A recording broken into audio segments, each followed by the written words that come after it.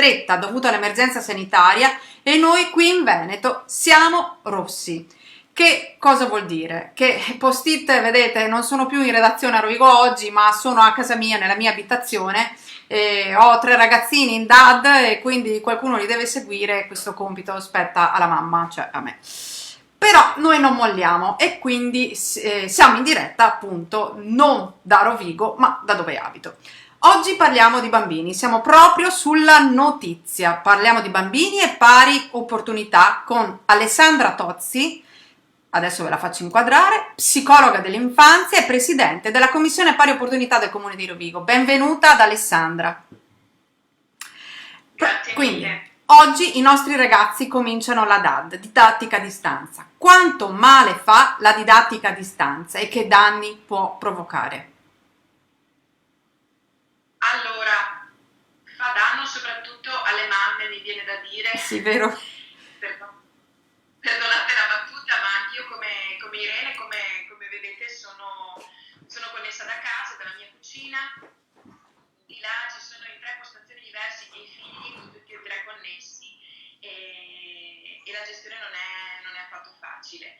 Quello che preoccupa di più noi psicologi, scherzi a parte, rispetto ai ragazzi e ai bambini che già dalla primaria sono connessi, è proprio la pretesa di voler sostituire la didattica in presenza con la didattica a distanza senza fare distinguo. Quello che preoccupa di più è pensare che dei ragazzini o dei bimbi molto piccoli possano mantenere lo stesso grado attentivo che si ottiene dalla presenza davanti a un video.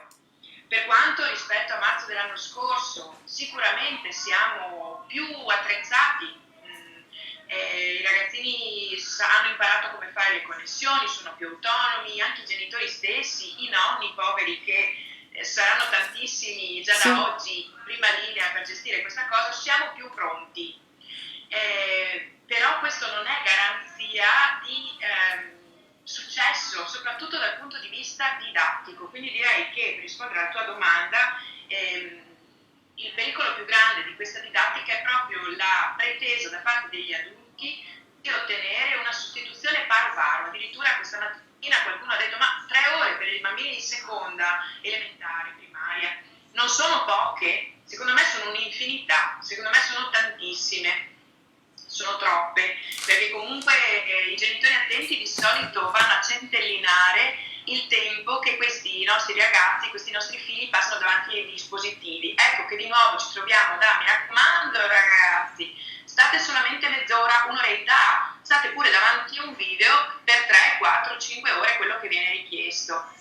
Quindi la preoccupazione c'è, non lo nego. E senti Alessandra, invece può far del bene questa didattica a distanza? Può far del bene nella misura in cui viene gestita in modo sano, cioè un input che viene dato attraverso il contatto, che comunque viene mantenuto con il gruppo classe e con i docenti, ma modalità che devono diversificarsi, quindi lo sviluppo dell'autonomia dei ragazzi, la possibilità di accedere al mondo di internet in modo sicuro, quindi ricerche fatte ad hoc, il fatto che sappiano salvare un file, condividerlo, gestirlo, che per i bimbi più piccoli per esempio l'autonomia passi anche attraverso l'utilizzo del mouse, perché diamo tutto per scontato, Sì. ma di scontato c'è poco. Sì. E quindi piccoli progressi individuali della persona che però non possono e non devono assolutamente diventare abitudine o speranza di una nuova realtà, perché a mio avviso è aberrante questo tipo di realtà. Condivido. Senti, come arginare le difficoltà psicologiche e l'isolamento che potrebbe anche essere depressivo per i nostri bambini in seguito alla scuola non in presenza?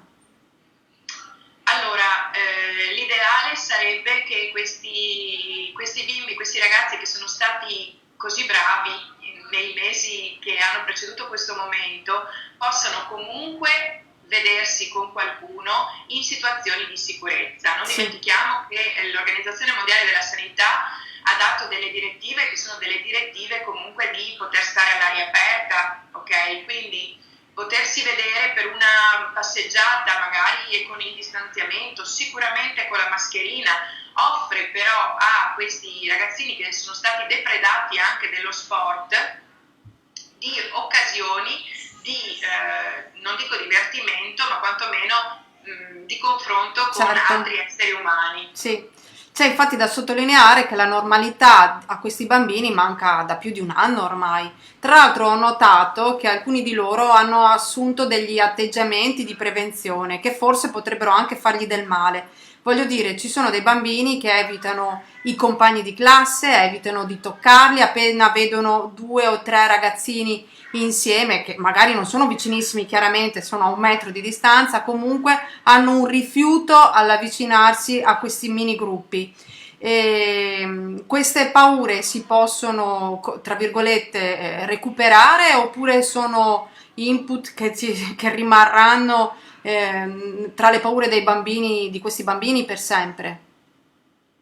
No, no, assolutamente. Tutto quello che ha un'origine comunque traumatica, perché di fatto questo abbiamo vissuto e stiamo vivendo, no? La famosa emergenza, l'emergenza mondiale. I bambini adesso parlano di pandemia mondiale come se fosse la normalità. E tutto quello che loro stanno vivendo può essere assolutamente e deve essere recuperato, però non si può delegare a loro questo ruolo, devono farlo gli adulti intorno a Sì, loro, quindi limitare al massimo l'angoscia e la fobia del contatto piuttosto che della paura di contagio, perché comunque bisogna rendersi conto che le misure di prevenzione che stiamo adottando comunque un valore ce l'hanno, quindi riportare i bambini alla normalità, noi adulti in primis. sì, certo. Un secondo che mi sono persa, eccoci qua. E come aiutiamo questi bambini? Ce l'hai detto, siamo noi adulti che li dobbiamo tranquillizzare e affiancare. Cambiamo argomento. Sono un po' irritata da queste notifiche che arrivano nel mio computer e non so come disattivarle. Aspetta, allora, pari opportunità nel 2021 cosa significa? Significa tanto lavoro da fare, significa per esempio che, agganciandoci al tema dei bambini, questa didattica a distanza non è paritaria. Non lo è perché non tutti hanno la possibilità di avere una connessione veloce, non tutti hanno i genitori a casa, non tutti hanno i nonni a casa, quindi se si parla di pari opportunità e di didattica a distanza, mi dispiace ma non ci siamo neanche lontanamente. Dal punto di vista degli adulti, pari opportunità, pensiamo alle donne, io e te adesso siamo esempio, ma chissà quante altre mamme sono collegate e possono confermare. La risorsa principale per le famiglie in questi momenti è comunque la donna, la mamma. Se non ci sono io, nei prossimi giorni ci sarà mia madre, quindi i nonni. Sì. La figura femminile è quella maggiormente esposta a queste situazioni, quindi davvero sembra aver fatto la nostra lotta, no, della parità di genere, Sì. sembra aver fatto un balzo indietro Sì. di 50 anni. Eccola là.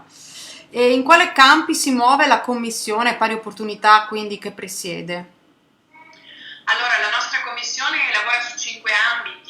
Ci sono i giovani, quindi le collaborazioni con le scuole che in questo momento sono ovviamente lasciate in stand-by per ovvi motivi. C'è l'ambito della salute, l'ambito della difesa delle minoranze, il contrasto alla violenza di genere, Sì. che è tema attualissimo. E che attività fate? No, aspetta, che tema ti sta particolarmente a cuore tra questi che affronti tutti i giorni? Io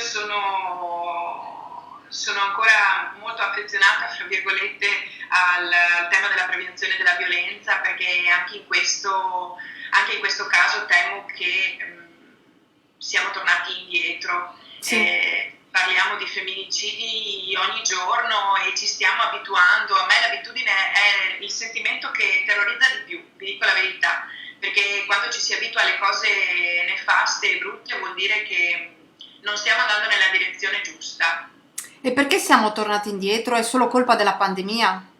No, assolutamente. La pandemia è uno dei fattori, è un cofattore, ma sembra che l'aspetto e il ruolo della donna, attraverso anche quello che dicevamo poco fa, debba essere ancora più relegato a funzioni arcaiche.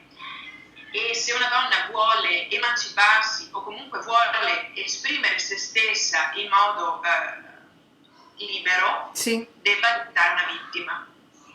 E come faremo a ritornare almeno al momento di prima, cioè alla situazione precedente alla pandemia? Ci metteremo ancora anni e anni? Spero di no.